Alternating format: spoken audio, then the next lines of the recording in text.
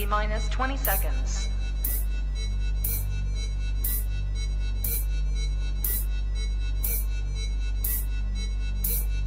10, 9, 8, 7, 6, 5, 4, 3, 2, 1, 0.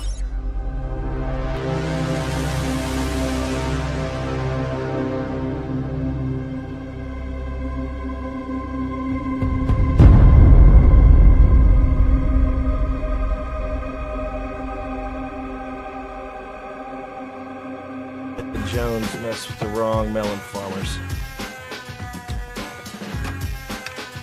Thug life. And here we go.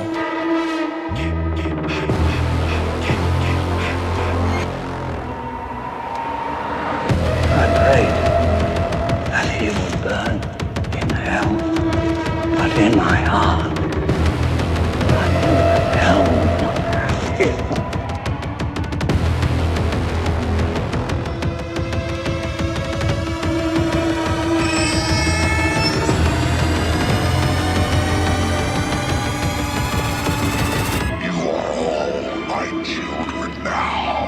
This is as far as you go. No more. Hello, Sydney. Are you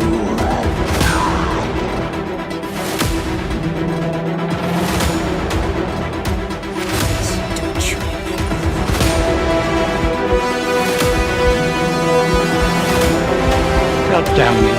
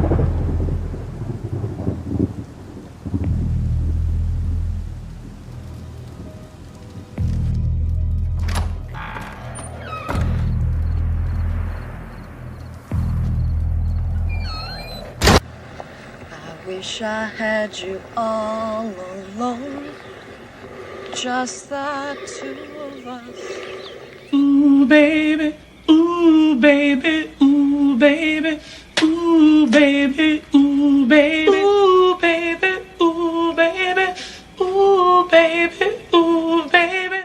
What's up, everybody, and welcome back to Movies and Beyond. Once again, I am Michael, and today it's Sunday, and it's a special Sunday this Sunday because we are having some great guests back tonight. You know, some people that are no stranger to the show. We've been with them through the horrorverse. We've been with them through The Shape, the Jason Voorhees movies as well. And they are here to talk about the movie that is going to wrap up the horrorverse itself, including all of them. I will just refer to it as the horrorverse because it's all one story there. It's one that I feel like we've been there since almost the beginning, not quite, but pretty close. We follow this very closely, and I couldn't have, two better guests on the show tonight to talk with them about the movie that's going to close everything out. And that is CCC Entertainment. I have Aaron Carlson and Steve Eaton with me tonight. Let me go ahead and bring them out. We'll say what's up to them, and then I'll jump into the chat. What is going on, fellas? How are you guys doing? And welcome back to Movies and Beyond. Thank you, Michael. Happy to be here, brother. For having us, man. Hell yeah, man. And I can't be more excited. Like I said, in the little intro there. I know we haven't been here since the very beginning, but I feel like we've been here for a good chunk of the horrorverse. Yeah, you really have. It's almost like it's coming it's all coming together, almost a sad farewell, because it's something that we kind of pay attention, at least myself, and I'm sure a lot of the people in the chat tonight that pay close attention because we've been so close to this. And it's like you're a little bit excited to see how it's going to wrap up, but at the same time, it's kind of like Stranger Things season 5, where you're excited about it, but you know that it's going to be the last one. So you kind of have those mixed feelings about it.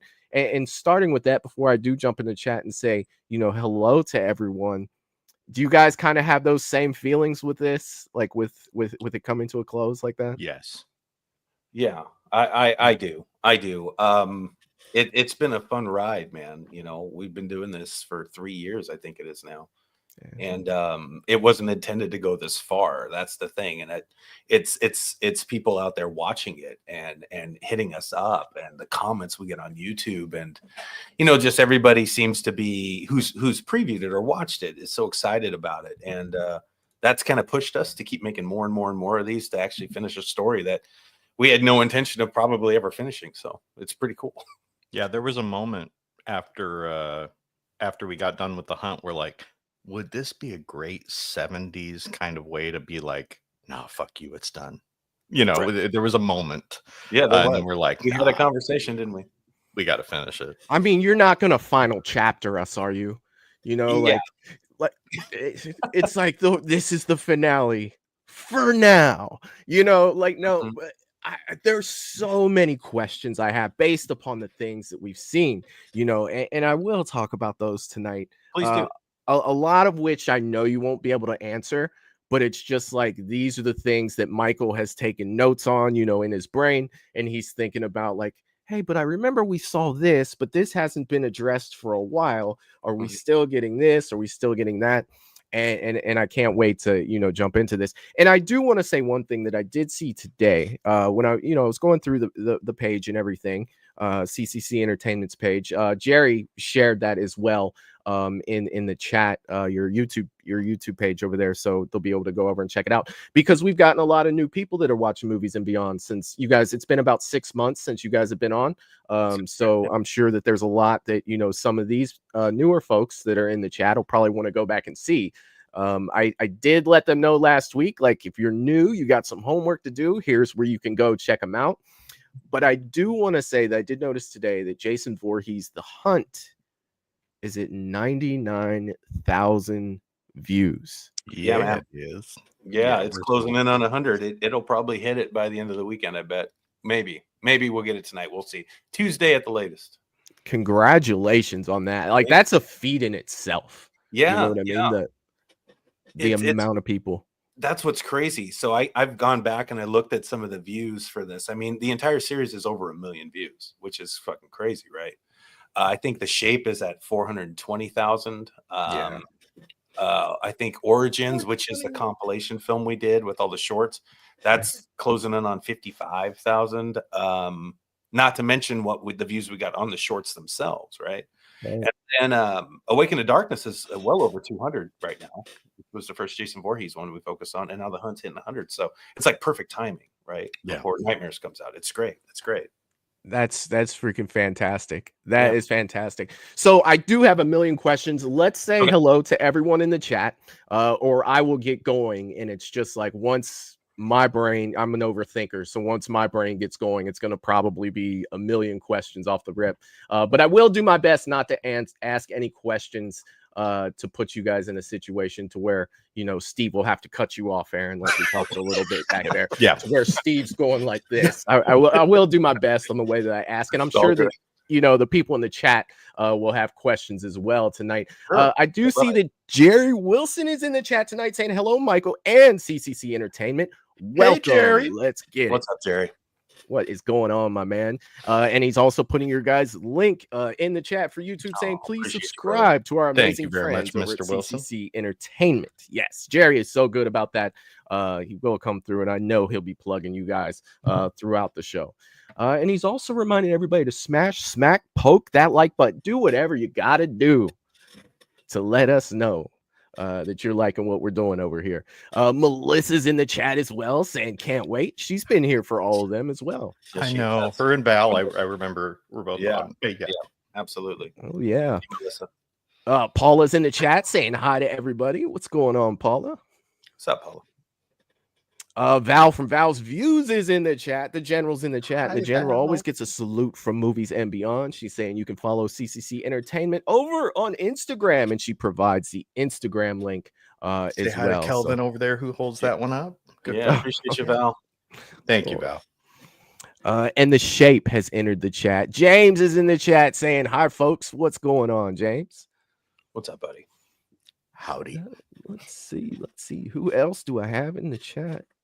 I almost read the horrorverse Voorhees, but I believe that's you. Yeah, that's me. I'm in there under horrorverse. Oh yeah. Oh yeah. Val is saying she's so excited to hear what you guys have for next for us as well. So hell yeah, me too. You're gonna love it, Val. Landon's in the chat saying, "Hey y'all, what's up, Landon?" Hey, Landon. How Hey, are buddy. you? Russell Dorsey is in the chat saying, "What's up, everyone? I smashed that like button. I hope everyone is having a wonderful night. Let's smash that like button if you haven't already. And let's get this party started." Thug Life. Hi, Michael and CCC. What's Hey, up, Russell. Russell's the man. I talked to him on YouTube quite a bit. Yeah. Oh, really? Yeah, That's awesome. Russell's always there, man. I love it. I love it. Thanks, Russell goes through them, man. He Yeah, does. he does. He goes He's a through all beast. of them. He's a beast. Let's see. Jerry Wilson is gifted 1 Movies and Beyond membership. Jerry, thank you so much for that, my friend. It means the world to me, dude. It means the world to me that you guys do that for me. A million times. Thank you, my friend. I have the best community here. You really do. When I heard we were coming back on, I was like, that was so cool. The last couple of times you get to know people, you know, for what little amount, but it's still really cool. They're great. see. They're great. Oh, yeah. Let's see. Michelle is in the chat saying happy Sunday. Happy Sunday, Michelle. Hope you're doing well. Sunday to you, Michelle. My favorite day of the week. It's a good one. It is. I don't do shit on Sunday, dude. It's a good one not to do anything, and it's also football day during the well, so is Saturday, but you know, it's like I get it. I love it. Kyle's in the chat saying, "Hey everyone, what's up, Michael? What's going on, Kyle? Hey, Kyle. Let's see. Try not to miss anybody. I'm trying to get everybody here, you guys. If I do miss you though, by chance, I do apologize, and just throw up another comment. You know, I'll get you. Oracle's in the chat as well, saying, "Hey everyone." Oracle. What's going on, man? Let's see. All right, I think I got everyone chatting for right now. Thank you guys for coming in. Thank you, everybody. Yeah. Hell yeah. All right, you guys. All right. Where do I start first? Okay, so we are going to talk about, you know, the title, right? Yeah. Because I definitely want to make sure that, you know, everybody knows that this is Jason Voorhees' Nightmares. And if you have been watching, you kind of know who's been pulling the strings behind the scenes. So it would only be proper that this would be Jason Voorhees' Nightmares. So with that being said, I know that when we talked last time, you guys were on the show, we did talk about getting a Freddy Krueger, and I see that you guys have a Freddy Krueger that's on your channel, that it has been announced. So I'm avoiding any spoilers. You're not spoiling. Yeah, you're good, Michael. Yeah, absolutely. I'm looking through it all. You guys do, and I see that is Eric Petty. Am I saying that correctly? His last name, Petty. Absolutely right. Is there anything that you could tell us about Eric and about him playing Freddy? Yeah. I'd love to start it, Steve, if that's okay. Yeah, please. Oh yeah. We were gonna do a big casting call for this to just go through as many absolute Freddys that might be out there. And I kind of hinted at it one day online just to see what kind of bite we would get from people, and we got a ton of good ones. There were some great ones. But the thing was with us and this production, we wanted to keep it local if we could. If we really could keep it local to this community up here in Washington State, that was vital to us. And then I started to get a few ideas of some people that might be able to play it. I even considered playing Krueger. Oh, interesting. Character so much. And then I'm like, well, fuck, I'm directing. We wrote it. I got to make sure I'm filming some of this shit. You know, I'm acting in it too. Bullseye and Kruger have this back and forth that they're going to have, because that's the whole essence of Bullseye's character. And I'm like, fuck, that'll be way too much to do. So who can we get? And we have our podcast Around the Reel, and we had an actor that was on it who's this method guy, and he's really dives deep into his characters. And I was thinking about him and a couple other people. Well, lo and behold, once I announced that, I had like a few people in our community reach out right away and mention Eric Petty's name. This guy, he should be the Kruger. So, you know, I reached out to him and talked to him a little more, and we had met already on our podcast that we do. And he was just like, dude, I'd fucking love it. So I went ahead and just said, well, fucking, it's you. Then let's go. And he doesn't live far away from us. He's that guy. And he's already been diving deep into this character to try to find our version and the tribute version of Freddy, so that we make the fans happy, but also do the little tweaks that we want to make. And he's been working really hard at this, and it's really fucking cool to have him. And yeah, he's an inside out kind of guy. Like, yeah, and he's scary because he gets so deep into this shit where it's like, you know, like Steve and I, we have fun with it. It's like I can, on a flip of a switch, you know, go into character, where, you know, Eric is that character. He's like Wesley Snipes and Blade. I gotcha. You know what I mean? And he will be Kruger the entire time, and it's fucking weird, but it's really cool.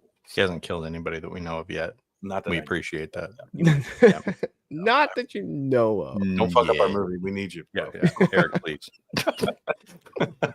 But he's really cool, and he's a local guy, which was important to us because we want to really pay tribute to the community up here where we work, and I'll try to highlight as many of these actors as we have up here, because we don't get a lot of publicity up here in this corner of the states. So I think that was important for what we're trying to do. No offense to anybody else who did reach out to us, but there were some amazing choices, even from overseas. Yeah. You know, there were a couple that we were like, fuck, if you were here, we'd just be like, yeah, show up, please. Yeah.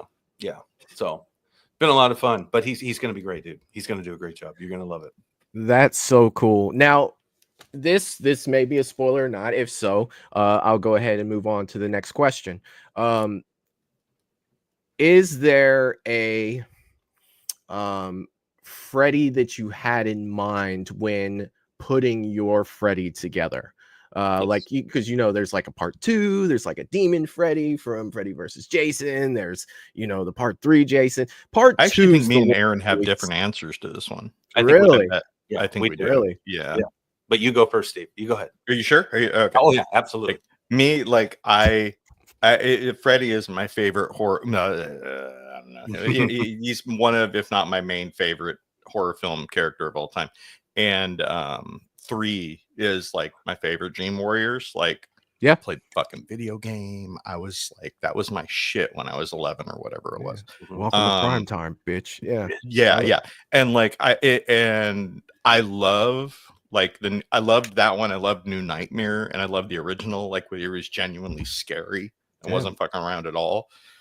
But like I snuck shit in there because I'm like, I don't know. I love the little moments, like where he would just be off the wall and be like theatrical, you know, like it's primetime, bitch, you know, like that kind of stuff. You're like, that makes him scarier if you don't overdo it. Right. You know, because he's like, I will do this. I'm going to fuck you up. And I'm going to make jokes while I do it. It's a fine line with Freddy. It's a very fine line. Yeah.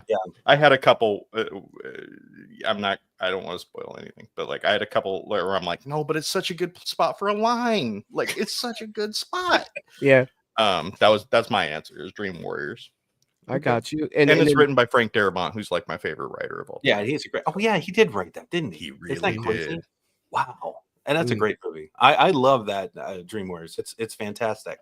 I try to separate Kruger from the movies. Yeah. If that makes sense. And when I pick and choose the Kruger I have in my head, you know, it's 1 and 2 and New Nightmare. I felt like our Kruger, I wanted to be our Darth Vader. He is our main menace, right? Yeah. Where Michael, Jason, there ain't shit they can do against this fucker if he really wanted to go after them, which he's going to. And I thought the more menacing we could make him and cut back on the one-liners as much as possible to really give the audience a vibe of what it would be like to have a nightmare man after you would be would be great. And that's where my focus was. So I really enjoyed 1, but I was so young when I saw it. It scared the living shit out of me, right? No, who went to sleep after you saw that? I didn't. I was, It's still my favorite line from any Friday or any Nightmare on Elm Street. This is God. You know what I mean? Like to me, like that was like, you have put yourself on the map with me, sir. I may only be 7 years old, but I like this guy. You know, I like this guy. He's scary. Yes, he's scary. Yeah, and you know, he really fucked with the victims in that one in a different way. It wasn't all one-liners. He would just fucking put them in spots where he could laugh and watch them be tormented. I enjoy that. I like that part of Freddy more than the one-liners. Yeah, it's cutting the fingers off when he's standing there and stuff like that, man. Oh yeah. Part 2 for me is the most scary Freddy, and like I said, that's separating him from the movie though.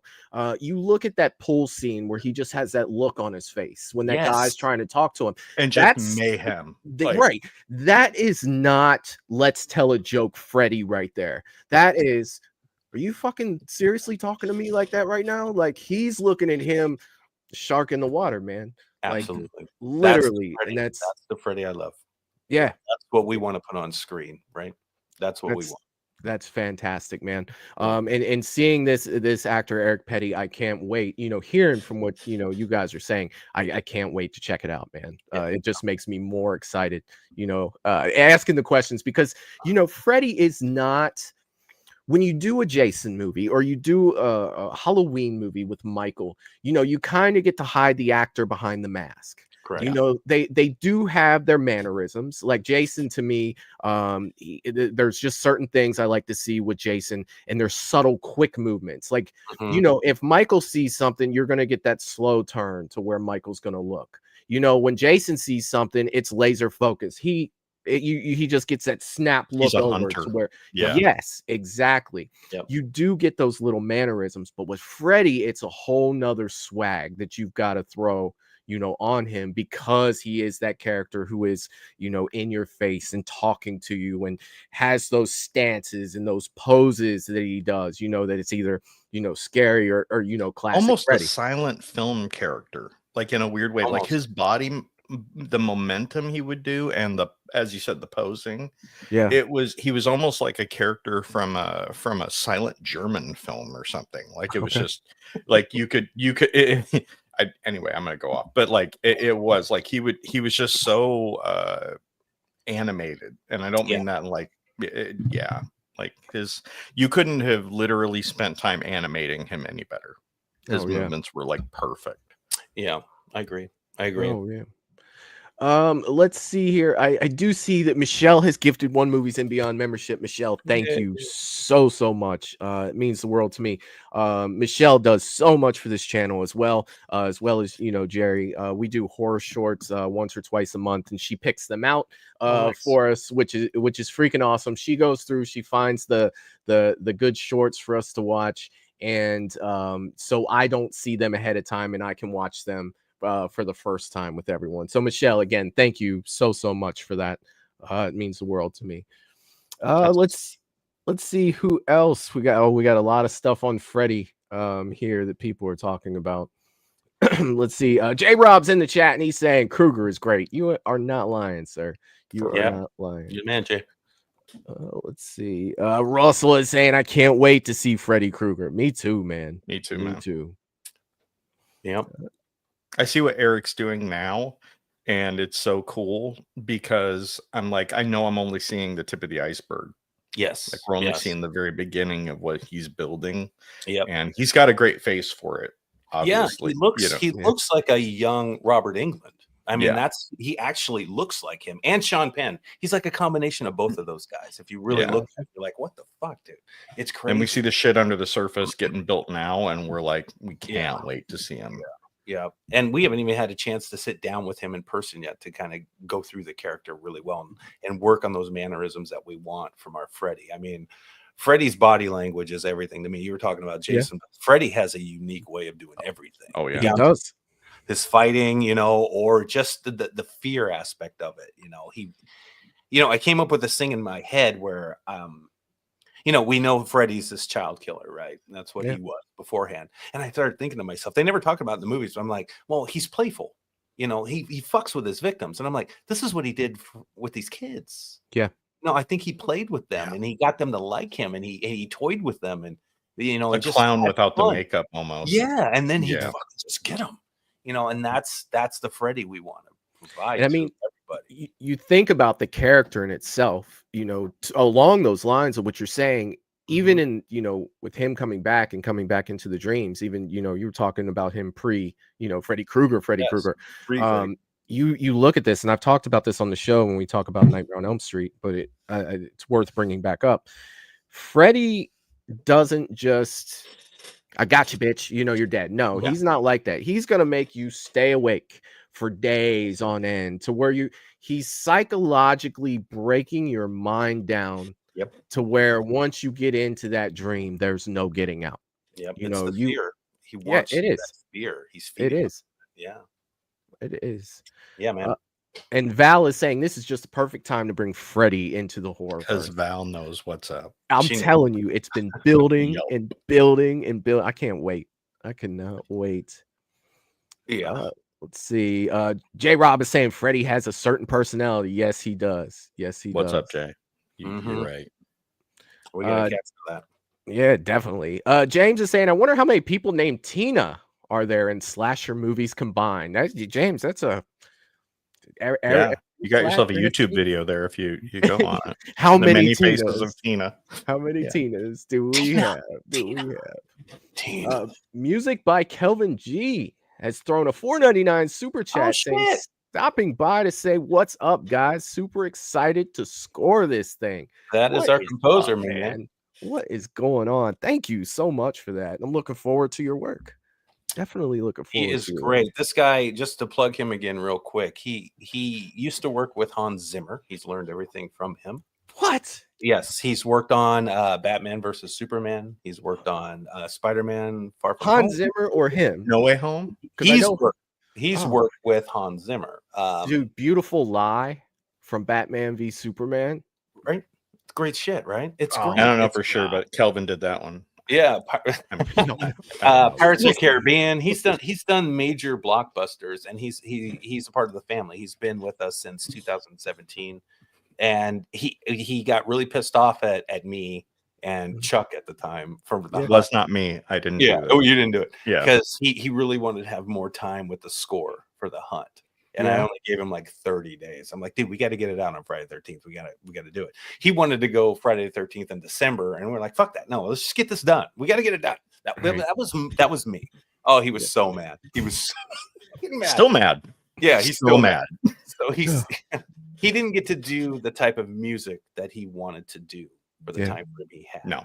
And I listened to the Hunt score, and I fucking love it. It's got this really dark, like John Carpenter feel to it, and I was like, "Oh, dude, it's fucking perfect." No, not for Kelvin. So this time, Nightmares will probably take longer in post production before we release it, but it's going to definitely give him everything he needs to do the music right. And we had this meeting the other day that Steve and I had with him, a spotting session. And basically, when you make movies and you sit down with a composer, they like to really get a feel of what you're thinking as from the writers and directors, and that's Steve and I, and a tone of certain sequences and how he's going to build the music for this thing. And it's a lot of fun to do.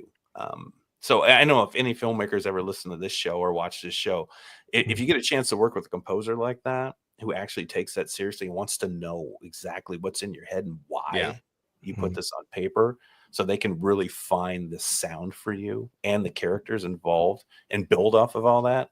Spotting sessions are great because you really can go through everything with them. And we're probably going to have a hell of a lot more of them, but the first one was fun. So they're cool. They're cool to do. It was really blue sky. It was like just talking about kind of stuff that we were like, so what were you guys feeling for this? And then of course we were arguing about it.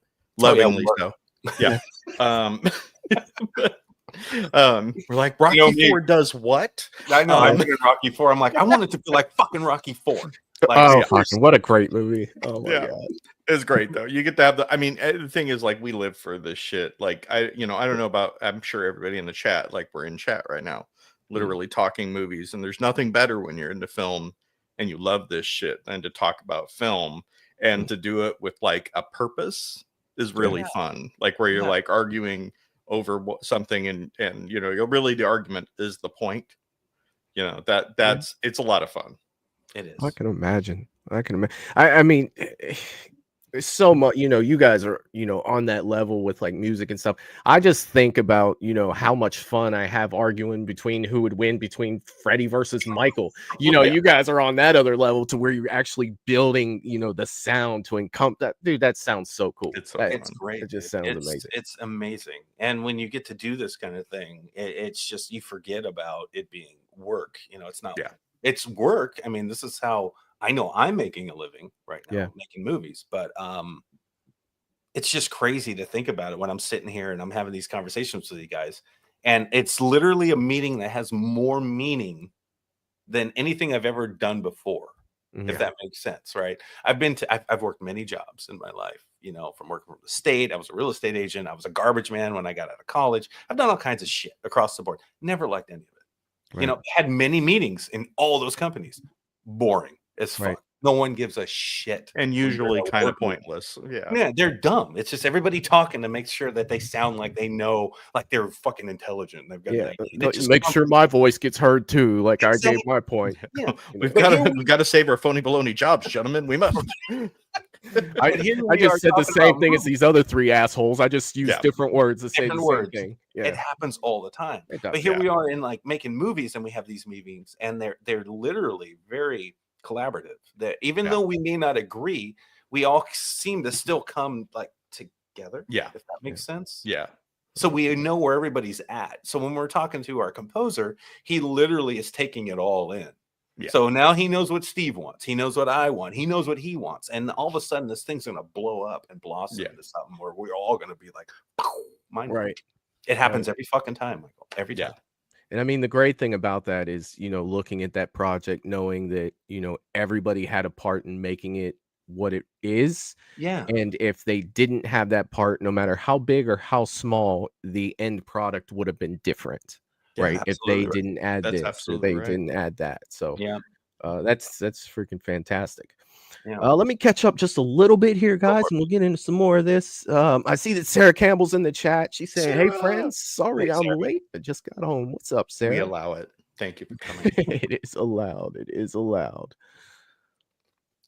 Let's see. J Rob is saying, I think they can make Jason easy, but even Jason has a certain way. Yeah, that's what I was talking about. Yeah, like I'm very particular. And I will say this about that, and I won't go on too long because I swear I can go on for 20 minutes about all of these comments because all the people in this chat always make such great points. Jason, it's this Jason, like you were saying, you know, Freddie's your guy. Jason for me is everything, you know, like it was for me as a kid, it was Jason. So I noticed the little subtle things, and I will tell you this, I was so impressed with Derek Mears when he did Jason.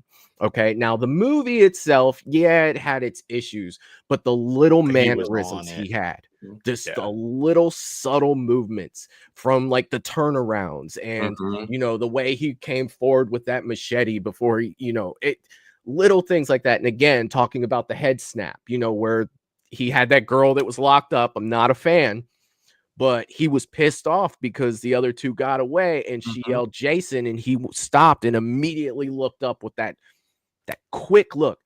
Yeah, that was 0.5 of a second of that film, and it stuck with me, you know, because of Jason. And you know, that's when I finally got to meet Derek Mears at Scarefest last year. You know, I brought it up. I just, you know, not that thing in particular, but I was just like, dude, like I could go on for hours about how good of an actor genuinely Derek Mears is. Yeah.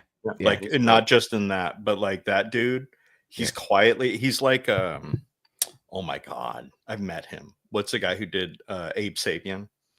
Like, he's such a wonderful physical fucking actor, and you're like, he'll never get the credit for it because he's not really talking for them, and he's not seen a lot of the time. But like the work that he did, Derek Mears did on that, and then like on the Del Toro movies, like he's amazing. He's amazing. Fantastic. Let's see real quick. Sarah Campbell has gifted 3 Movies and Beyond membership. Sarah, you are absolutely amazing. Thank you so much. It means the world to me. A million thank yous. A million thank yous. Let's see. I saw Val in there asking about A Will and a Way and if there will be any kind of follow up. I didn't see that. Yep, it's still in the works, Val. It's coming. It is coming. I am so far behind on the chat. You guys are amazing. I'm so sorry. I'm so sorry. I know. I'm trying to keep up with it too. I'm trying. There it is. There it is. Yep. Hell yeah. Hell yeah. See, everybody's watching that stuff, man. I'm telling you. Very proud of those documentaries too, guys. Those documentaries are fantastic. And our next movie is coming up. Yeah, man. Yep. I don't know if we'll talk about it today much, but Aaron's got a banger coming. I mean, dude, you guys know, like, we can get into anything tonight. Definitely really want to be, heavy on the Jason Voorhees nightmares. But at the same time, like, you guys know, you're always welcome to come back here and talk about, hell yeah. all your guys' stuff as much as you guys want to. Always have a blast with you guys on here. So outside of Freddy. Yes, sir. Something else that I found out that, other people may have known, but you guys know that I've been sick and I've been working a lot. So I am a little behind, but I did find out today Jason Brooks will be playing Jason Voorhees. And you're talking about Jason from Roseblood. You're talking about Jason from Vengeance. Jason Brooks, he can play Jason. He can play Jason. How did that come to be? And let me just say this before you answer that question. That's freaking amazing. Yeah, it is. It's freaking amazing. Yeah, it really is. He's made a staple for himself playing that character with his films and then helping out on others, right? Even Peter Anthony, he's fucking great. And in fact, he seems to be the guy that keeps Voorhees alive for all the fans, since the studios can't figure out what the fuck they want to do with the franchise, right? Yeah. To have him on board, and we did have him play another character in The Hunt just to kind of pay tribute to him in Friday the 13th movies. But our other producer at the time, Chuck, was playing our Voorhees, and he was having a blast doing it. Great Jason too. Like, honestly, I love that he was the sackhead Jason. Yep. And I think transitioning. I'm sorry. Go ahead, Aaron. Oh no, it just worked great. It actually worked out really well, because now that Chuck's no longer wanting to make movies because of his personal reasons, we had to find a new Jason. But it couldn't have happened at a better time, because Chuck literally built our Jason Voorhees that we wanted to have in the horrorverse, like, more animalistic style of Jason, more human-like, more emotional. And Chuck really brought that out when we talked about how we were going to portray our Jason. Going back to like Friday Part 2, you know what I'm saying? Just kind of more of a man that's trying to figure out what the fuck happened. But now that we're going into Hockey Mask Jason, and our Voorhees in the horrorverse has gone through enough shit to know that this is not okay with him. We couldn't have had a better opportunity to get Brooks to play our Hockey Mask Jason. Like the opposite of Jesus. He dies and comes back worse. Yes, this is perfect. It's absolutely perfect. And and Brooks has that style. He has that snap. He has those mannerisms. I was looking at some of the clips from Vengeance too, when he stands back with the fucking machete, and it's just dope as fuck. It's ridiculous. Yeah. It's ridiculous how good he is. And to even imagine that now we have him in this, which couldn't be any better, because I'm going to tell you right now, Nightmares is full of action. It is full of deaths. Yeah. This is the bloodiest and goriest and the it's a war film movie. It's a war film. This is that's what I'm saying when we do this crowdfunding campaign. When you guys see this film and really see the scope that we're going for, no matter what money we have for this, it's all going towards the movie. But if we pull off what we really have in our heads for this one, especially with the Titans, the Michael, Jason, and Freddy stuff, you guys are gonna shit. You guys are gonna shit your pants. I'm telling you.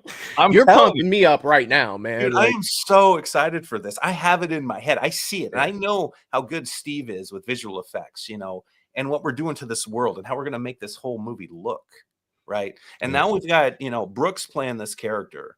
And Brooks also has a visual or practical effects company. Oh, man. Great artist. Yeah. So, we've got it all. We've got it all. Yeah. And now it's just a matter of, okay, let's see what we can do in this crowdfunding campaign. Right. Let's see if we can, get the things we need, pay for the stuff we want to get, and make this fucking movie for everybody, and go out as big as fucking we can. And hopefully people go, that's probably the best fan film I've ever seen. Yeah, That's what we certainly want. the biggest. That's what That's like what we we were want.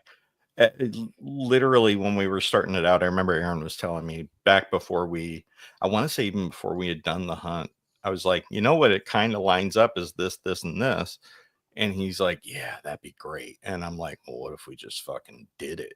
You're right. Right. And I was like, you've set up a war film. And Aaron had, and he's like, yeah, that's kind of what I hoped to do. And I'm like, well, how about we just fucking do it? And that's what we wrote. That's what Aaron poured out on the paper. And we're just gonna do it. Look, man, I have to say this, okay? Just leading up from what you guys are saying. And it's something that you talked about, Aaron, one of the first few times that we talked on this show, when you talked about the horrorverse and you talked about, being a kid and thinking like, wouldn't it be cool if this happened?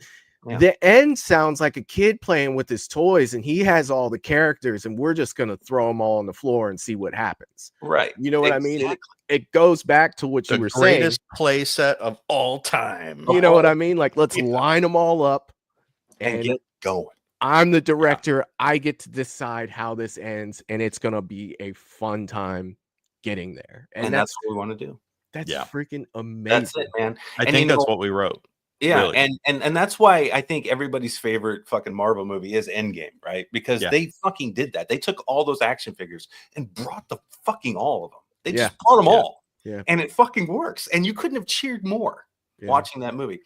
That kind of reaction is what drives me for the horrorverse. Yes, we are not Marvel, but god damn it, if we can pull off just the indie level version of a Marvel film, right? Yeah, with these iconic characters and just blast you in the face. It's a hat trick. It's just everything that you've ever fucking loved from every fucking movie that you can think of.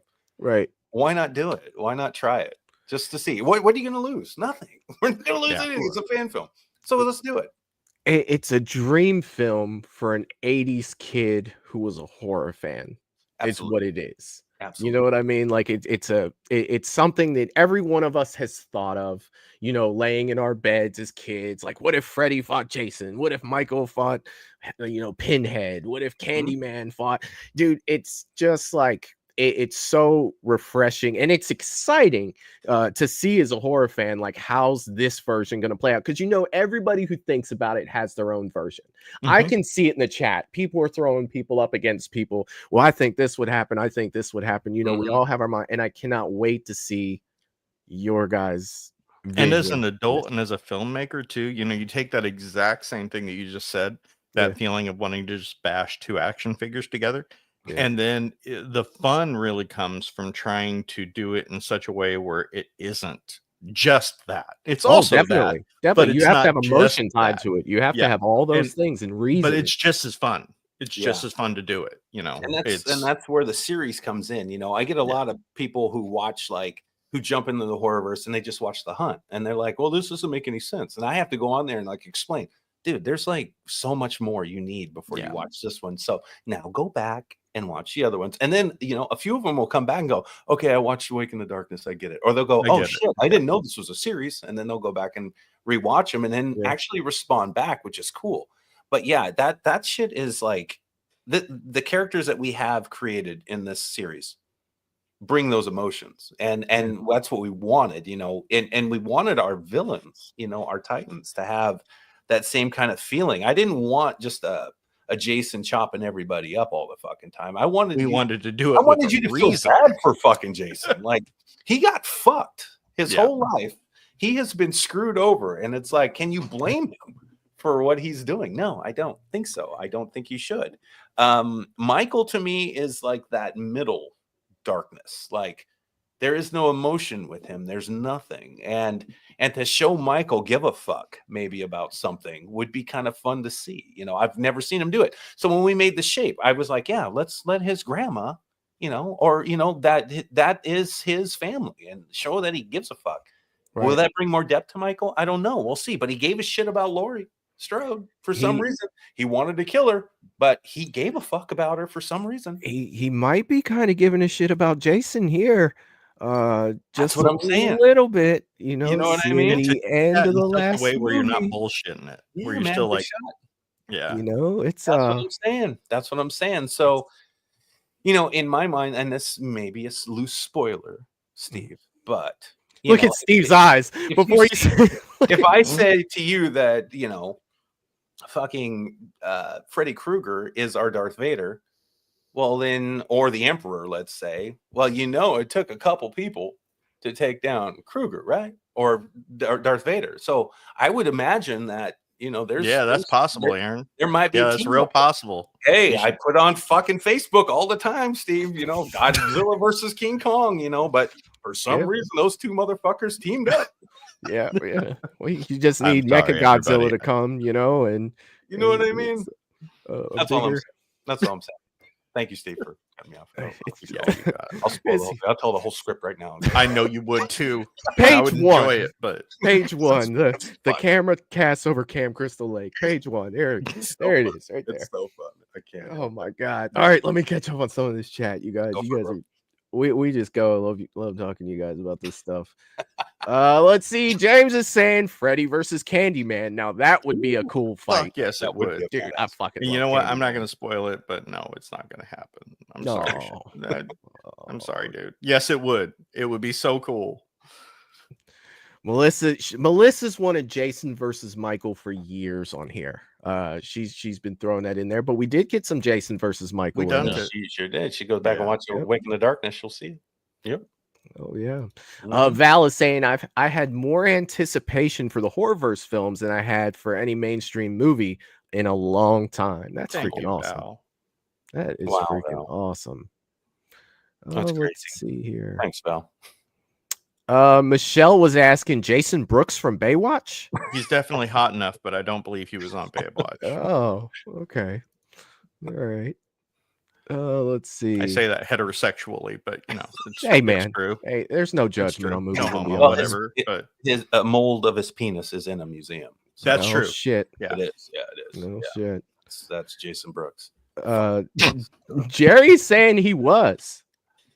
Might be a question. Was he really? Okay, we're gonna have to talk about that now and have might him, be a question. having run to him ask. toward the Dude, if Red Brooks Short was in Brigade. Baywatch, that's badass. I didn't even know Michelle that. said yes, he was. I guess they're Wow. looking it up. They are looking it up. Now I gotta look it up. Jesus. Brooks be getting down, bro. Kelvin is saying it's so awesome seeing so much support. Agreed, Hell Kelvin. yeah. Hell yeah, man. Oh yeah. Thanks, Kay. Russell throws out the grandma dies tonight. He's throwing that out there.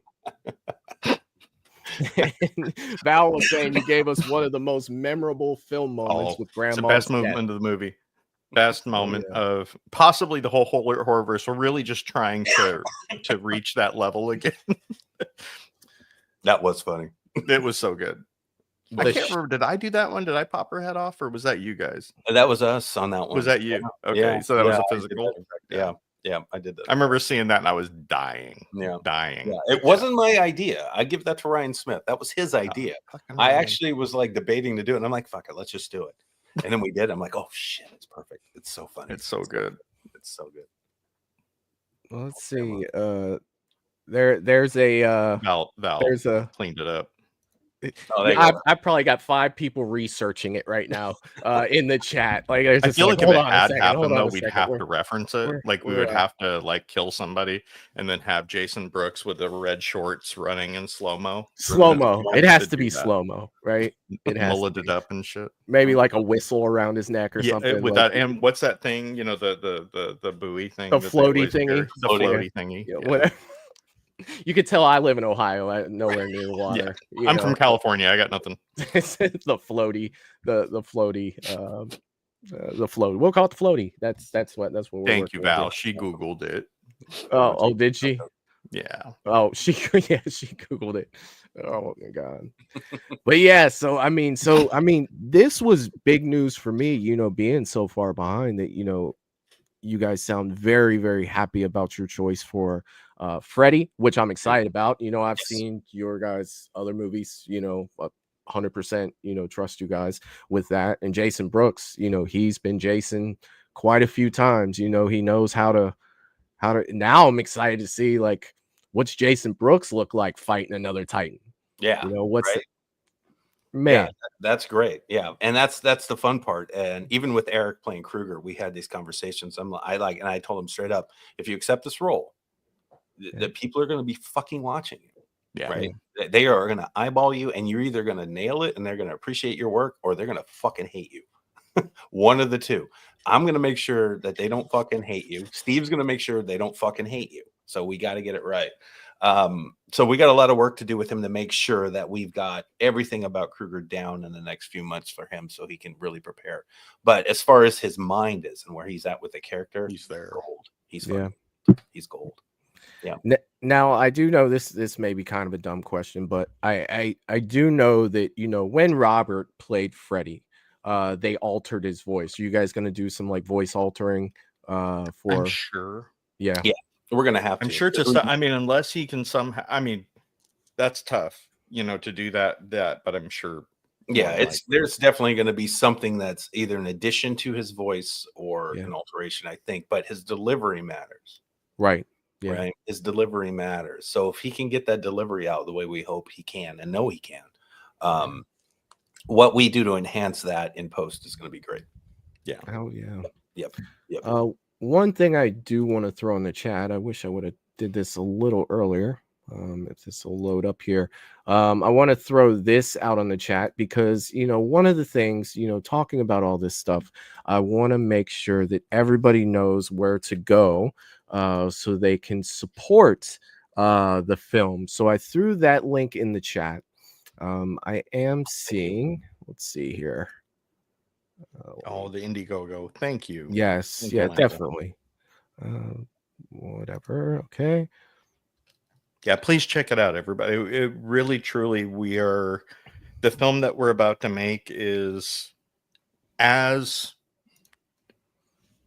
more difficult, I would say. If you took all the horrorverse stuff combined so far, it's probably at least at a higher intensity level than all of it that we've done so far. So anything helps, truly.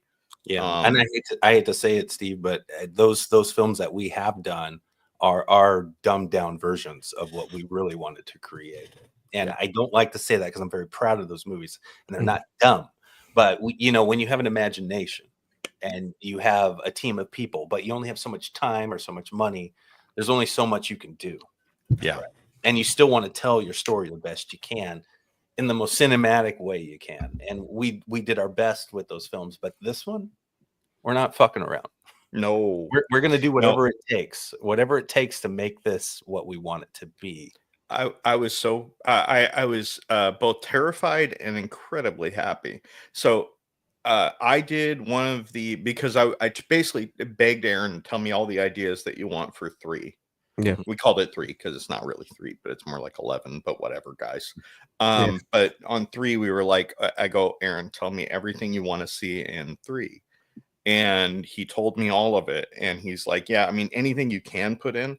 And I did my level best to get all of that in. Mm-hmm. And then he did a crack on that where he kind of tightened up some things, thank God. And then I cracked out the next one where I was like, we're going to go a little further than what we thought of to begin with. And I fully expected Aaron to tighten it up again, to go like, okay, let's scale it back a little bit. And he's like, no, fuck it. That's good. Yeah. I loved it. And I was both happy and terrified because I'm like, no. You're supposed to tell me no. You're supposed to be the adult in the room and say, no, Steve, that's too much. You can't do that. And he didn't do it. And but it's gonna work. Like we know. We've read it. Anybody who has read it so far has just been like, shit. The only thing we get is, how are you gonna do that? How are you gonna pull it off? And not that it doesn't work. Yeah. How? And this is where I rely on Steve, and this is that teamwork thing. Right. Steve, you're gifted. You are beyond gifted. Love you, as brother. far as visual effects go, and as a filmmaker in general. Just like there's nothing this guy can't do on set, from filming stuff to doing audio to all the post work he does. I'm sure if I died tomorrow, he could finish this movie for us and edit the fucker and do it all. I know he would. And that's the cool thing, is that Aaron's the same way. Like if it would be different. I might take him to a little longer on some of the visual effects stuff, but he could do it. Maybe, I know that. maybe, but I know but your visual effects work, and that's the key to this film. Is it's gonna make this movie look and feel more like some of those things that you've seen that you enjoy. Like, you want to see something that looks like Stranger Things. That's what we're going for. It's that kind of look. That's awesome. It's gonna look beautiful, and I can't do that, but Steve can. Yeah, and he will. And now I'm giving that up to him. So when I say it's going to take a little longer, it's because Steve is because of me. He's putting in his skill set, his talent into this. Where before, I do a quick color grade, I'd cut the movie, I'd do the sound, and I was doing it all by myself. And then I whine at him for a month to do my thing, and then he's like, "Dude, you got to be done. We're done, right? We're done." And I'm giving it to these guys to work their magic. And when I do my part, I'm stepping away from it. And I'm just going to let them do them, because it's going to make this movie even better. Yeah. It's going to take it to another level. And I thank you, Steve, seriously, because I don't think I would never agree to that stuff, because I know my limit. Yeah. Right. And that's the only reason why I'm happy that you're on this team and doing what you're doing, bro. I want to hug you, but I can't. It's fine. I give you a hug from here. It's and that's the importance of having a good team, man, is you can rely on, their strengths or sometimes your weakness, and vice versa, man. And that's what makes a solid team, dude. And that's Aaron too. Like, there's a lot that I don't do well, and he's very sweet for what he's saying, and it's I'd like to think it's true. But the thing is like, all of the, you don't understand how much social engagement and hustling, it really is a true skill set, and the ability to just pull it all together. I don't have that. I really don't. Like, it's one of the reasons why I love working with Aaron and Kelvin, who's maybe still in chat. It's like, you can, it's just like anybody. There's that one dude who back in the 50s wrote a 1,100 page book. It's like the longest thing of all time, and it's like nobody saw it till he croaked. That would be me if it were not for Aaron. So it would be a bunch of animation, and the day I died, somebody'd be like, "Holy shit, what is this terabyte on this computer?" So yeah, we do have a really good team, and I consider Aaron's the captain. And it's fantastic that we have all the people with us now, like Brooks and of course all of our amazing actors. Like, I could go on for years about the actors that we have. Especially, they're really gung-ho about this entire series, and they have been since day one.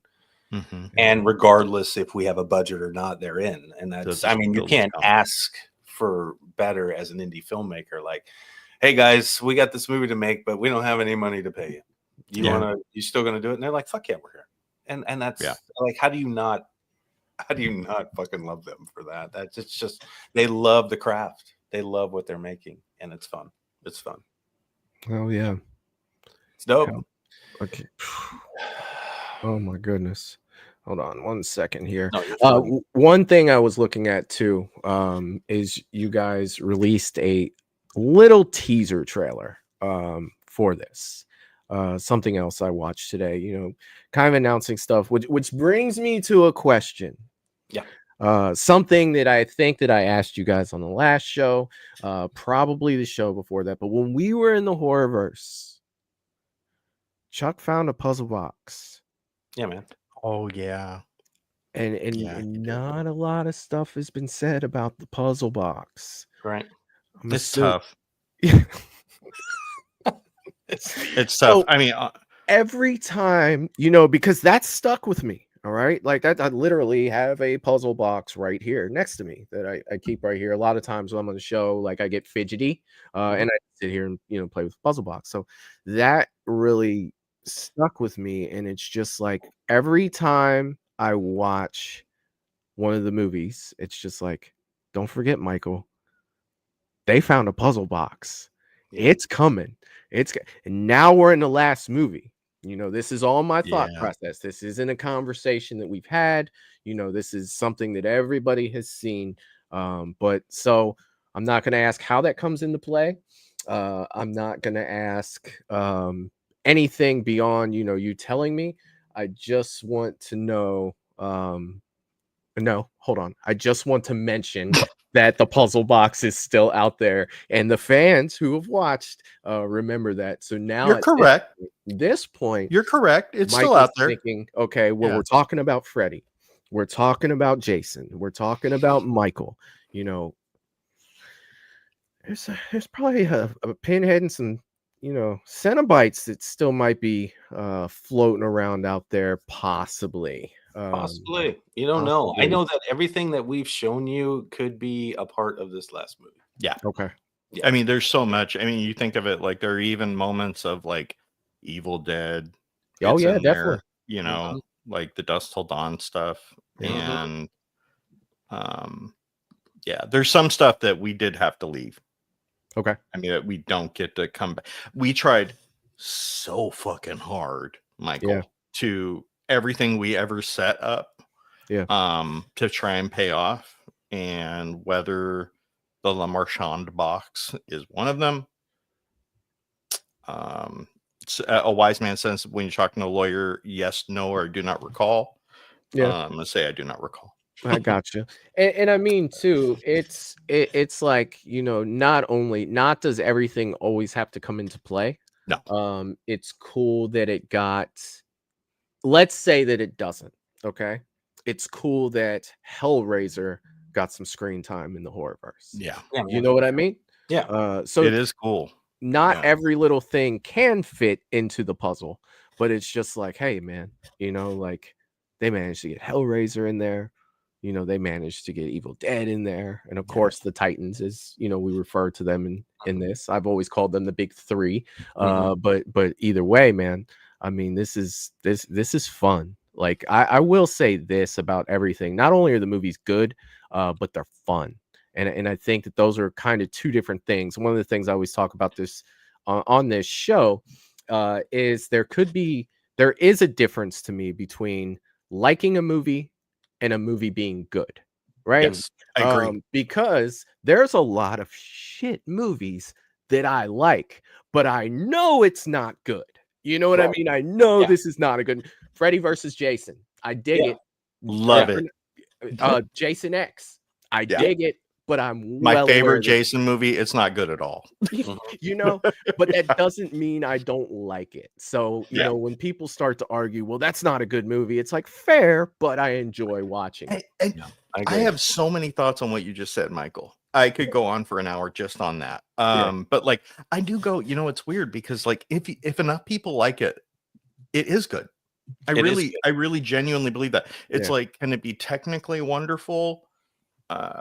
You know, can it be quantifiably wonderful? You know, would critics be able to write think pieces on why it's wonderful? But like I was watching a slight offshoot. I swear I'm coming back around. Oh, I watched Happy Gilmore with my son yesterday, and I looked at some of the reviews for it at the time, and they shit on it. Shit on it both cheeks. And I was like, it's like this movie's goddamn gold. Like it's amazing. So yeah, I feel the same way about what you've said, and I think that coming back around to Nightmares, we aimed for that. Not to make it so good it's bad or anything, but like to make it fun to watch. And that was my whole point when I wanted to do this. It's always been fun. I want fun. Hell yeah. And my whole point in, you know, bringing that up was your movies that you guys have made to this are good and they're fun. You know what I mean? So you guys have managed to do both with these in a realm where that's not the easiest thing to do. Does that make sense what I'm trying to say? Like you guys succeeded in making not only a good movie with a good story, but getting to see the fun things that we want to see, you know, to make us like those. It's kind of, I'm having a hard time putting into words what I'm trying to say with it. I hope that I'm communicating that to where you guys can understand it. But I think that you guys did a fantastic job thus far. And I'm definitely looking forward to what's next, man. And I mean, the mere fact that you guys say this is Endgame, it's like, fuck, I loved Endgame. It's you know what I mean? Yeah, and that fun line is not taking yourself too seriously, but taking it seriously. Yeah. Yeah. That's all it is, and you have to find that balance. I mean, I think it's vital to any movie that we make. There's stuff that we're talking about making, next year, and we're in that same boat. It's like this hyper kind of exuberant world that we want to create. Steve's got an idea for one that's fucking great. I'm working on a Western that I don't want it to be just a Western, but I want it to be a very unique Western, and amplify it into a vibe that you haven't seen yet, really. That's kind of the goal of creating something. We've seen a million Westerns, right? And there's some great ones out there. The ones that take themselves seriously are fantastic. The ones that don't are still fantastic. There's some great ones. I'm the type of filmmaker or storyteller, I should say, where I want it to feel cool. I want it to be fun. I want it to, when you sit down and watch it. How many movies have you guys seen where, like you said, what's the movie with, God damn it. I just missed it. With the sea monster, it's sea monster in the water, and they're on the ship. Deep Star 6? Deep Rising. Oh, fuck, I love that movie. Okay, oh my God, I love that movie. Yes, Deep Rising did not take itself seriously at all. No. But it did. And that movie is one of the most entertaining horror movies I had seen, monster movies I'd seen in a very long time. So much fun, down to the ski-doo with the shotgun. It's fucking great, right? That's the kind of vibe of films that I know that I want to make, and stories I want to tell, and still put in some serious tones in there that means something. I watch Rocky all the fucking time. I fucking love that. Or Rambo. I love those characters that when they fall, they get back up. There's a lesson in these movies, even if you do them in a fun way. The arc of redemption is like an 80s pastime that we have lost in movies today. And it's so humanly connective. It always connects. Like, it's like, that's us, growing up as kids. We know if you get beat down, you could stand back up. And now, the movies that come out, it's like when you lost, you lost. It's over. And that's so depressing. I want to rise, motherfucker. Yeah. And I mean, I think the third one really, like the script that Aaron and I worked on, I think that it kicks that. Like I joked, like there's probably more Con Air in it than anything. And like you talk about, like we were like, okay, if we have to go one way or the other, do we make it like terrifying and good, or do we make it crowd pleasing? And you're like, you hope you hit both, but if you don't, let's please the crowd. Let's please the crowd. Please the audience. Make them happy. When they're done with it, they're smiling and go, "That was fun." Yeah, I'm happy with that. I'm happy with it. That's all I want. That's all I want. Kelvin said he feels like he needs to be scoring this conversation. Hey man, you end up doing that, send it to me and I'll overlay it. Overlay it and re-release the video. Oh no, he'd need a month at least, possibly two. It's fine. We'll do a 1-year anniversary of the show, and then we'll throw it on. That's what we'll get. That's what we'll get to, man. So let me ask you guys this, and I'll let one of you guys answer, and then the other. What do you hope that you get out of this? I know that's kind of a tough question. But like, what do you, well, that's going to be a follow-up question. Like I said, my brain moves 1,000 miles a minute, but what do you hope, best case scenario for this? Like, what do you hope that you get out of, the final story with this? Satisfaction. I really want a satisfying end, and this isn't for the audience, it's for me. I want to feel satisfied that the story that we started 3 years ago with The Shape and rolled into all this horrorverse stuff actually concludes where people could watch them all and go, wow, okay, that was pretty cool.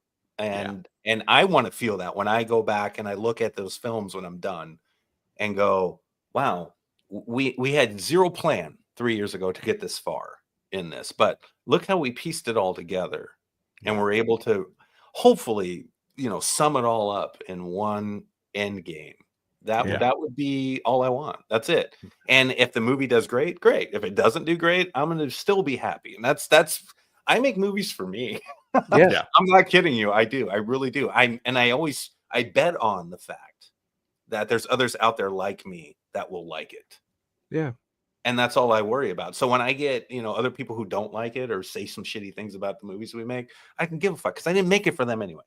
Yeah. I made it for people who see it like I do. Yeah, it's our vision. The That's movie our- that you make is our vision of this story. Yeah. So yeah, Exactly. that's Exactly. great. And That's for, what I for want. my answer, it's very similar. I think like I remember the first time I watched Endgame specifically, and like I really was just going, I believe they did that. They made a sequel to 21 films and it worked. I think like on a low to no budget level, Mhm. please donate to our campaign. But if I can have people have watched, like a lot of the people in the audience hopefully have watched the other films and they're like, holy shit, they actually paid that off, that would be my dream. Yeah, And I could do not one other fucking movie for the rest of my life, and that'd be cool. And you'd be That's- satisfied, right? Yeah, that's satisfaction. That's satisfaction. That's what I'm looking for, man. And Yeah. I'm glad you feel that way, Steve. That's how I look at it. We started something and we're gonna finish it, and that's key. hell yeah, man. Yeah. Hell yeah, dude. And that's what you want ultimately. You know what I mean? If I am to ever make a project, I'm going to be making my vision the way I see it, the way I want to see it, and I just hope that people enjoy the ride like I do. You know what I mean? Like that's what I would want out of it. Now, granted, I haven't made anything, but if I were to do it, You ain't dead. that's where I do it. Or the way I do it for sure. Jeff D'Angelo is in the chat, and I guess I missed him earlier. I do apologize for that, Jeff. He said, but what about a Western horror movie? Ooh, That'd be I interesting. don't know about a horror movie. Okay, there's a dude named Logan Cannon who wrote a badass Western horror movie that I would kill to make. But the one that we're making, I wouldn't call it a horror movie. no, I got you. No, it's gonna be fucking fun. but it's cool as fuck. Yeah, That's freaking awesome. It's cool. Mm-hmm. Let's see. Michelle is saying Fallout has some Western horror. It's a I was great show. just playing Yeah, that that's a right great before show. I came on. Oh Yeah. yeah. I love that show. They did a great job on that. That's fun. Yeah. J Rob is saying, but would you say movies are not good anymore, or are we just old? Aaron hit it. Yeah, no. I love everything Hollywood still makes. I still love the stuff. It's like Starbucks coffee. They're just like, they just get it out there, and it's still fun. I enjoy everything I still see from like the studios and whatnot. I don't have a problem with it, but I'm not a movie hater. I'm not. I'm a lot like Kevin Smith. I hear him talking about films. He's like, why the fuck would I say anything negative or push anything that I don't like? Why would I do that? I'm only going to tell you about the stuff I like. Yeah. Because that's more fun, and I'm that way. So when everybody says, Aaron, you like everything you see, that's not accurate. I just talk about all the stuff I like. Yeah, It's fair. That's it. Yeah. That's it. And I think it's number two. Yeah, I think it's number two. I think we're just getting old. I think you forget all the shit that was put out back then. Like if you went back in time to 1995 to 1999, and you sat and you made yourself watch every movie that people never mention anymore, you'd be like, good God, they made such shit. But the stuff that you remember now was amazing, and that you'll remember forever. And I think it's the same thing now. There's just too much. There's good shit getting put out. Whether people are watching it and realize that it's amazing, it's just you're still gonna be talking about it in 20 years, and you'd be like, they don't make movies like that anymore. You're like, yeah, motherfucker, they still probably do. Yeah, and you make a good point. It's an age thing because when you watch something in that impactful moment of your life, if you're younger, it's that's less that you're old. Yeah, Aaron got it right. That's the how thing. I put it. It's like, how did it stick with you when you watched it for the first time? Like, here's an example. One of my first horror movies I watched of all time ever was Halloween, the original Halloween. It stuck with me. Now, this past Halloween, I went to the theater to watch the 1978 Halloween. And I sat there watching kids poke fun at it and laugh at it and all this stuff because they don't understand that movies like that laid the groundwork for what we have today. Yeah, correct. They don't understand that there's a progression. Right. To where if this didn't do this, then they wouldn't have done that, then they wouldn't have done that. You never would have had this right here that you like so much. So you have to pay tribute. And they didn't get that feeling we got as a kid. Like, no, they didn't. because everything. And it'd be the same thing if we watched If we watch shit now, it's like I loved I loved Midsummer.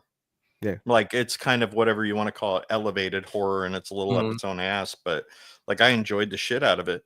And it's like if I sat and I tried to watch The Testament of Dr. Mabuza from 1931, like at the time, it blew people's minds. Yeah. But you'd be like, now it's fucking slow, it's black and white, and there's no sound, Right.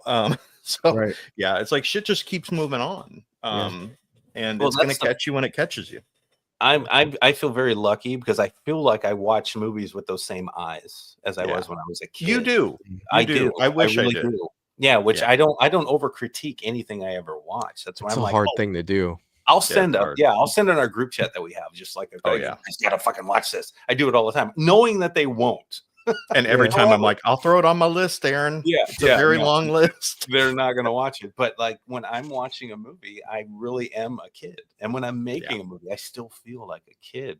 And that's the magic of it. And I think it's sad to me that people lose it. Like I feel bad, like sometimes for Steve. I'm like, Steve, I know you're a kid inside. Yeah. Okay.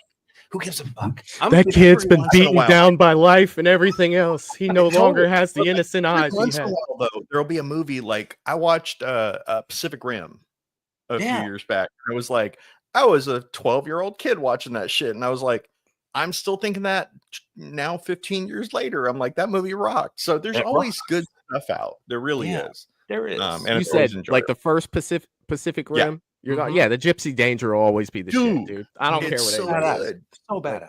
It's but there's always shit like that. Like I watched a couple of years ago. There's a movie Mad God, and it's by a personal hero of mine named Phil Tippett, who's like the greatest stop motion guy of all time. He's worked on all of the movies we talk about regularly. And like I watched it, I'm like, holy shit. Just when you think you haven't seen something new, somebody pulls something out. Yeah. And it exists. It's just harder to find. Yeah. And I think that's what we're all looking for, is something new and fresh all the time. And I get it. It's harder when you're 50. Yeah, I totally get it. But at the same time, it's like, I don't know. I just, we as filmmakers know the amount of work it takes to make a movie. So we can watch it in a filmmaker's eyes, or we can watch it in a spectator's eyes or a fan's eyes. Yeah. So I kind of combine them, but that's why I watch movies over and over and over. Like the first time I watch it, I go in just blank, like I'm just an audience member.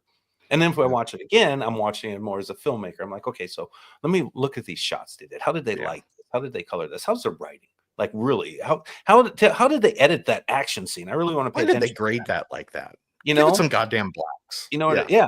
And then I'll watch it with my kids and be like, hey, you guys, watch this movie because I've watched it twice. This is great. You guys got to watch it. And then I'll watch them watch the movie. I do that all the time because now I'm watching it through their eyes to see what they're doing. I do that shit all the time. And I do it with our movies when I have them watch them too, just to see what they think, as 20-year-olds right now. I think I watch movies second times, third times, fourth times, fifth times for different reasons. It's I'm getting old and I forget if I don't keep watching them. You know what I mean? Like literally, I could be halfway through a movie and I'm like, wait a minute, I've seen this. Yep. It's like, how did I make it an hour into this movie before I realized that I've seen this movie? Well, you're getting old, Michael, and you're forgetting stuff. Literally. Somebody will ask me like, hey, you remember that scene in Candyman where this happened? And it's like, I love Candyman. I've seen Candyman 50 times. I don't remember that scene whatsoever. And I go back and watch it. And sure as shit, there it is. Mm-hmm. There's a feeling did you like the new one, Michael? What's that? Did you like the new one? I had mixed emotions about it, but I will say this. To get that Tony Todd cameo at the end kind of brought it home for me. You know what I mean? Because I was and still am a huge fan of Tony Todd. Love the first Candyman. Now the second Candyman, it's like, I like Tony Todd, but man, this is exhausting. But the newer one wasn't liking it, didn't really care, and then the end kind of brought it home for me. It was like, that's what now see that right there, that's what I'm talking about. That's what I missed, and it's just it's something about him. See, I was talking to a 16-year-old next door. It's funny that we were talking about that. Like I was talking about, there's a kid next door who watched it and was like, this movie's goddamn amazing. I'm like, have you ever seen the first one? She's like, wait, what? Yeah, like, and I was like, there's always a first film like that. They're just, Yes. it's continuing. And yeah, we're too old, but it just, if you see something that doesn't kick with you, move on to the next one. There might be Yeah. better. And isn't it funny, like what Michael was talking about, when you go back and you watch something you've seen years ago, and it's like you're watching it for the first time again, even though you have a feeling of the movie that you love it and you Yeah. know why, and you've got like maybe 2 or 3 moments that you remember in your head. Yeah. Like I was watching the Punisher series again last night. I was like, yeah, I haven't watched the Punisher in a few years. I'll put that on. I don't remember any of it. Yeah. I'm sitting there watching like, holy shit, this is dope. And I watched it. Where'd it go? But I already knew I watched it and I loved it. So I'm a big fan of rewatching things because Me too. it's sometimes it's better the second or third time you watch it. Or And it the also depends where you're at in your life. Because there's movies I hated way back in the day that I've watched again. Prince of Darkness is one of them. I hated Prince of Darkness. I couldn't stand the movie. I went to the theater so excited. Went and watched Prince of Darkness and I hated it. I watched that a month ago, maybe 2 months ago. And I was like, this movie's fucking great. Yeah. It's fucking great. What was I thinking? I mean, look at a lot of people with Halloween 3. Yeah, exactly. Exactly. You know what I That's mean? a great fucking movie, right? It's No, not Mike? bad. It's not bad. It's a As a great movie. kid, you're like, I hate this movie. I wanted Michael. Mm-hmm. Don't give it a chance. Don't care. Yep. I don't care. There's 2 scenes I liked in that movie as a kid. One, where Michael's coming down the stairs on the TV. I'm like, there he is. There he is. You know what I mean? And at the end where he's tied up and you can hear the music and they got Halloween on the TV. But as I've gotten older, it's a mid-tier Halloween for me. See, Halloween but 3. it gets to that trick where you're like, if they just would have released Season of the Witch, had nothing to do with Halloween whatsoever. So it's like your expectations a lot of time. I think that's what, to answer the question that we were talking about, it's like your expectations get all fucked into it. And then that's when, you're like, if it could just be its own thing and there's no expectations attached. I think that there's a lot to what you said, Steve, because I got to be honest with you. This Crystal Lake series coming out, I'm nervous. Yeah, me too. I'm more nervous than anything else, and I shouldn't be. I should be excited. I should be like, finally, Jason, the story's coming back. But there's just that part of me that's like, you better not fuck this up. And I'm more worried that they're gonna do that and possibly make my favorite horror franchise look like shit to the people who aren't as familiar, because you have to remember Friday the 13th hasn't been in theaters since 2009. There's a whole generation of people that have never seen Friday the 13th in the theater or really give a shit about Jason. Yep. Because Jason wasn't really relevant, and neither was Freddy. Freddy versus Jason came out, and it was more nostalgia for the people when it came out in 2003 to go watch it. There weren't people that were just like, hey, I'm going to go. There probably were people who were going to go watch it, but they didn't have the same feeling we had when we watched it. So you're looking at really a period of about 20 to 25 years to where it's like Friday the 13th really hasn't been relevant. You can probably go back even further than that. But as a kid, to me, it was Freddy, it was Jason. I loved Michael, but Michael wasn't really around in the 80s. You could say what you want to say, 81 to 80, what was it, 88, 89 before Halloween 4 came out. Like there was a gap. All the kids on the playground, it was Jason versus Freddy. Who's going to win?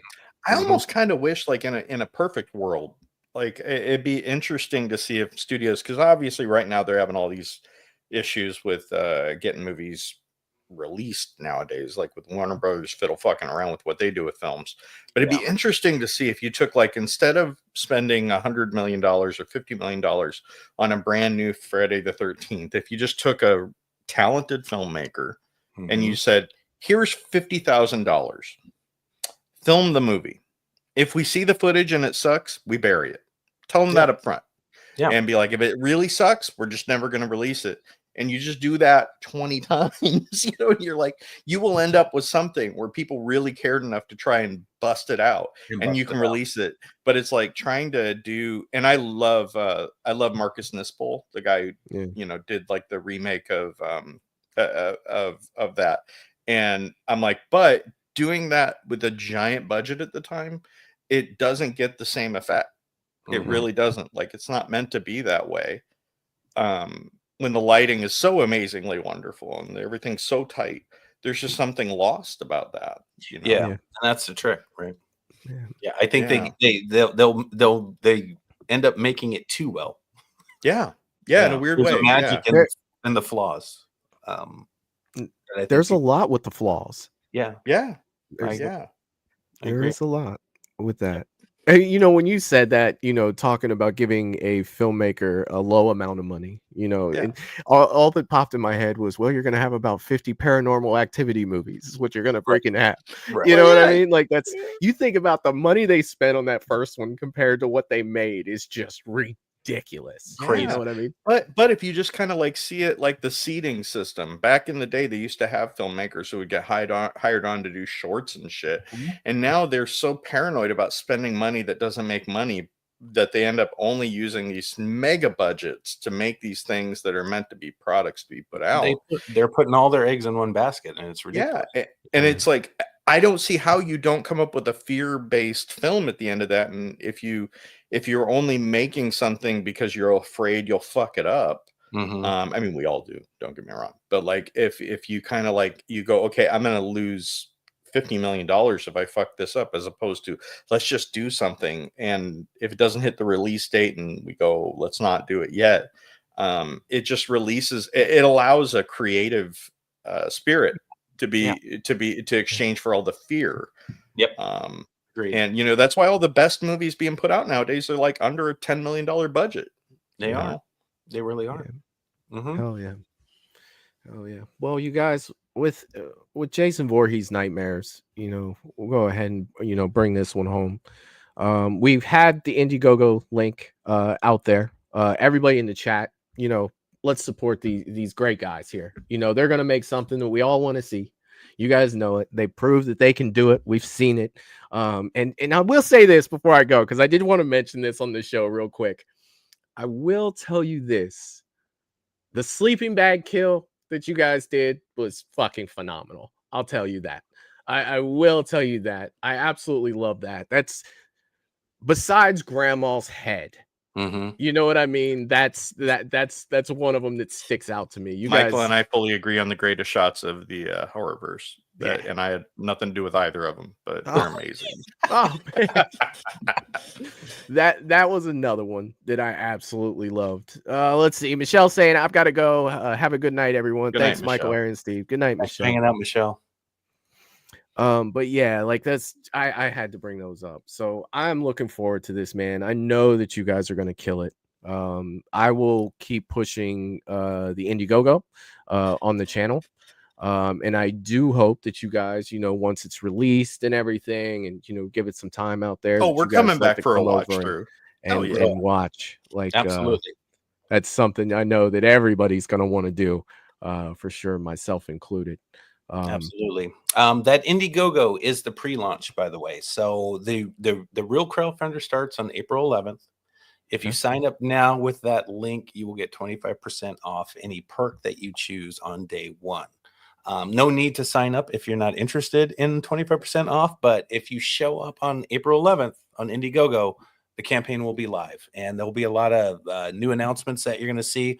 We do have a celebrity announcement that we're going to be letting you know about on that day. And there could possibly be another one too later in the campaign. So we're going to see where we're at on that. But yeah, we've got a ton of great perks, a ton of great opportunities for everybody to be a part of this, and in some really cool ways. And I want to say it so fucking bad, Steve. I know you do. I know you do, Aaron. There's some perks coming, guys. I'm proud of you, Aaron. There's some perks coming that will actually blow your mind. And you're going to be like, what? They're going to do what? When those hit, Michael, I expect you to hit me up on IG, bro. Oh, be like, definitely. are you really doing that? And I'm like, Definitely. yeah, we're doing it. So there'll be some really fun surprises that we didn't even touch on in this. And I'm going to shut up now because that's it. So I did my best question asking wise, not to stress you out too much, Steve. I did my best with that. I did see Steve's eyes open a few times, and we only got one of these from him tonight. We only got one. Hey, I can promise you, though, everybody, just in reference to it, there is plenty of shit that we would love to tell you that you do not know about watching it. So hook it up with the crowdfunder. Come on in. Smile. I can't stop smiling because it's so fucking cool. We got crazy shit that has nothing to do with Jason, Michael, or Freddy that y'all are gonna dig. Yeah, they will. I just had like 50 horror villains just pop in my head. This one is like one of our text chats. Like we're constantly like, should we do this? Should we do it? What if we brought in the Nun and Annabelle? Like shit like that. Like, oh my god. All right, I want to bring in Horace Pinker. That's the one I always end up bringing up every time. I know, Shocker every time. I love that dude. That's one I haven't seen in a while. I know. I want to go back. Is one I haven't seen. I might watch it tonight if I can find it. Oh no! I started watching The Burbs last night, and I love that movie so much, dude. Like I was having a conversation with a friend. Like Burbs is considered horror comedy, right? And it was just like, I would say so. I would say so. I'm like, I thought so. We'll make sure that it stays in my horror section for sure. But that movie's fucking fantastic. Like, it doesn't matter when it is. Still, as old as that movie is, I could sit there and smile and watch that movie the entire time. It's so freaking good. Great movie. One of the J-Rob threw this up here: The Grudge Girl versus the Ring Girl. You know that's an actual movie, right? They made that movie. That movie. Wait, what? Yeah, it's the. Is it on X videos? Japanese Pornhub? No. Oh yeah, totally. Yeah. They changed the names of everyone involved. But it's totally. No, but it is the Japanese version. It's I've actually seen it. It was on Amazon for a while. It's not there anymore. I watched it. I've never seen it. I missed it. Let me ask you this, okay? This is what I loved about it. It's one of those movies, of course, it doesn't take itself too serious. But it does a good job at what they were trying to do. And this is all I'm going to say. How do you get those two together? Right? You would do it through a victim, correct? Like that's how you would bring those two together. Competition. All I'm going to say is somebody watches the Ring video in the Grudge house. Nice. Enough said. Nice. Enough said. Okay, send me that link. I gotta watch this shit. That's great. I'll have to find it. I'll have to look it up. But yeah, I'll shoot it over to you on Instagram, Aaron, and you could. Yeah, it is a Japanese. Russell, it is a Japanese film. Subtitles. All but over it. It was a fun watch. I probably watched it, I'd say about 3 or 4 years ago. And it was fantastic. But I'm a huge Ring fan. Oh yeah, love the it. first neither of those movies. The first one, the first one for me, I feel like just the blue tone alone, like that whole movie's fantastic. The first one, didn't really like the second one, didn't really like what was it, Rings after that one. But the first one to me, absolutely freaking amazing. I love the Ring. I love it. I love it. I love the original. I love the Japanese version. I gotta sit and watch it. Yeah. Now the Japanese version's scary on another level, but it's a very close movie. To the American version. Absolutely. God, the Japanese version, that eye when it zooms in on that freaking. My god, it's so good. It's so good. Yeah, they're so good. Like I could literally talk about the Ring for like an hour. That's my jam. But yes, you guys should definitely check that out. I absolutely love the Ring versus the Grudge movie. It's fantastic. And you guys are welcome here. Anytime you guys want to come, come over and just hang out, shoot the shit, do whatever you guys do. And I'm sure I'm speaking for everyone in the chat that we are looking forward to Jason Voorhees Nightmares. Not only talking about with you guys, but actually sitting there and watching this movie and watching your vision of closing out the horrorverse. Like I said, it's sentimental in a way that I'm sad that it's ending, but at the same time, I'm very excited to see how it ends. Man. So we're excited to show you. I can't wait. Right. I need to get off this before I start dropping too many. Yeah, we're about to go ahead and jump out of here. But I don't want any exposure. I'm sure it'll make Steve very happy too. He won't have to. I only got one of them. I promise. It's just one. There's one, and I'm like, Aaron, don't do it. Don't do it. Please, so bad. Please don't. So bad. It's like, who cares, right? Let's just go.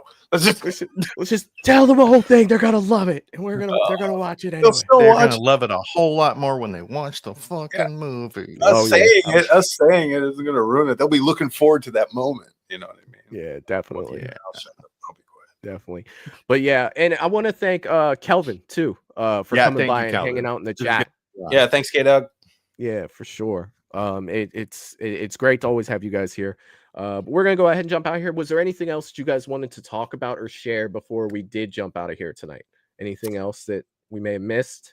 Well, once this is over and the horrorverse movie comes out, I think someone put in the chat earlier about when the movie's coming out. Nightmares. Like I said, more than likely the first quarter of next year, 2026. We're gonna start filming this thing late June, July-ish, and we need time to really put this together the way we want to, and we're gonna take our time with it. So when it is, if you put money on it, it will come quicker. I mean that because like it usually it ends up being like I got a day job as a nurse. So and Kelvin works his ass off and Aaron works his ass off, but the more money we have, the less we have to spend doing other things. That's true. So, That's a good point. That's a good point. Not trying to get money out of you. That's the honest answer. You want it closer to Christmas, hit it up. Yeah. But to be safe, first quarter for sure. First quarter for sure. Yeah. After that, we've got a lot of other. Steve's got an animated film series we're going to be putting together. It's called Universal Opera. That's an original IP. It's fucking fantastic. How many scripts did you write for that, by the way? 5. Jesus Christ! Yeah, This is huge. If you liked Fifth Element, you will love what he's going to do. Hell yeah, crazy man! shit. It's ridiculous. Yeah, we have costumes getting made now by the lovely Martin Lewis. Yeah, slowly but surely. It's going to take a while. Yeah, it's great though. And like I said earlier, I'm writing a Western. I should have that script done hopefully by the end of the year. And then we're gonna make that. And that Western's gonna Western's gonna be so goddamn fun.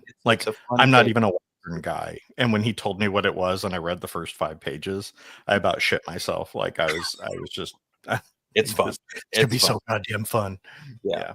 Oh yeah, man. And we're going to keep making our documentaries too. And we've got the Wolves documentary coming out. So we've got a lot of stuff that you guys might be interested in, not just horror, but just filmmaking, movies. We'll come back around to horror at some point for sure. Well, at one point, yeah. Anyway, I can't wait, man. I can't wait. And make sure that you guys, if you're watching now or you're watching on rewatch, make sure you guys go over and check out CCC Entertainment. And if you haven't caught yourself up, make sure that you guys watch all the horrorverse stuff and all the movies leading up to this last one so you know what's going on.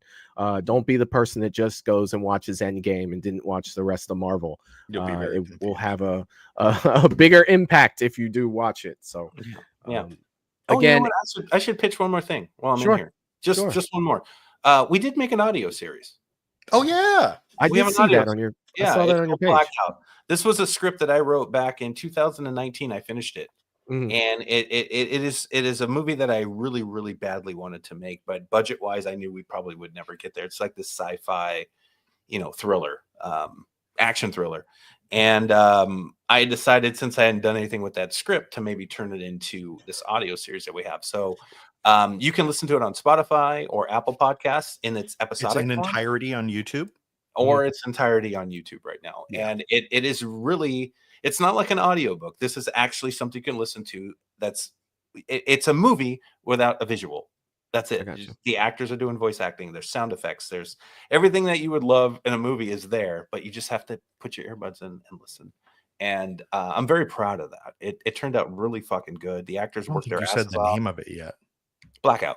Oh, okay. Yeah. A sci-fi audio series. And it's great. A sci-fi audio series. And the backstory on this one is really funny, just real quick, because I had run into back in, I think it was 2017, where a lot of people weren't getting their vaccinations for the measles. It was the beginning of that. And I was like, why aren't people getting their vaccines? This is weird. And then I started to go down this rabbit hole, from MK Ultra and mind control and all this shit. And I'm like, whoa, people believe this stuff. And then here's the funny thing. Once I finished the script, COVID happened. Oh, of course it did. And then all that shit blew up. That for a while. Yeah, all that shit blew up and no one wanted to get vaccinated because, of what might be in the vaccines. And I'm like, wow, how weird is that I finished that fucking script right before this shit happened?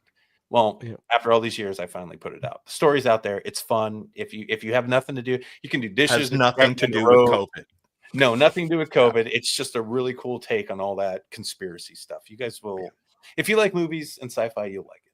You'll like Now- it. Just plug it in when you're driving down the road and listen to a 10-minute episode. You'll love it. That's why I was going to ask, because I have about a 30-minute drive back and forth to work. Would that be Okay. good as, Oh yeah, you're driving? absolutely. It's If an you listen on- episodic too, so Yeah. you can like be like, okay, it's an episode. I can Yeah, if you want to sit for 2 hours and 11 minutes on YouTube and listen to the whole thing or in pieces, Yeah. you could do that. If you go to Spotify or Apple Podcasts, you could listen to it and it's like 10 to 15-minute form each episode. I It's gotcha. a lot of fun. It's a lot of fun. I absolutely love that. So anyway, I'm done. There you go. Oh yeah. Oh yeah.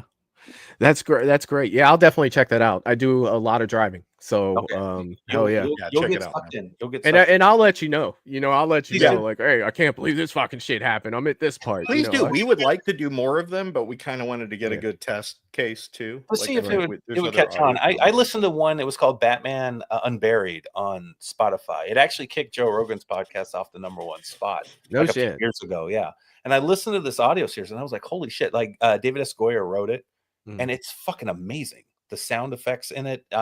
You're engulfed. When you hear Batman, you hear fucking Batman. I'm like, dude, this is badass. And it gave me that idea. I'm like, wow, what about all those old scripts I got? And I found Blackout. I'm like, shit, maybe we can do it. And we did that over the last few months. Just everybody just came here right on this microphone, all my actors, and we just kind of had fun and we ate some food. They did some lines and then they go home. And I ended up putting this thing together and I'm super proud of it. I think it's really well made. It's a lot of fun. It's a fun story. Yeah. For Fun sure, man. I'll definitely check it out. I will. yeah. And I'll let you know too. Yeah, I think Russell is listening to it. He's been listening to it, and he's he made a comment earlier where he threw that up there. I did see that, and he said Blackout is interesting. Yeah, Russell gets in there, man. Russell's I'm telling man. you, Russell's the man. he gets in there to all this stuff. It's freaking awesome. But yeah, you guys, thank you. I'm telling you guys, thank you for being on the show tonight. This was a blast. Anytime you guys come, it's a blast for sure. And I want to thank everybody in the chat that hung out with us live. I want to thank all of you on rewatch that are watching tomorrow morning or late night tonight for coming and hanging out with us as well. Don't forget to check out the Indiegogo link. Remember, if you register now, you get 25% off on the first day. I know you guys love deals, and they're giving you guys one. So let's get over there and let's support CCC Entertainment and bringing a wrap to the horrorverse. Sad as it may be that it's ending, let's go ahead and support them. Let's make sure that we get over there and do that. Steve, Aaron, you guys are welcome here anytime. And I'll talk to you guys for a minute backstage if you guys are cool with that before we get out of here. All right. And for everybody else watching, see you guys next time. Peace. See you guys. Toodaloo, motherfucker. Hey, you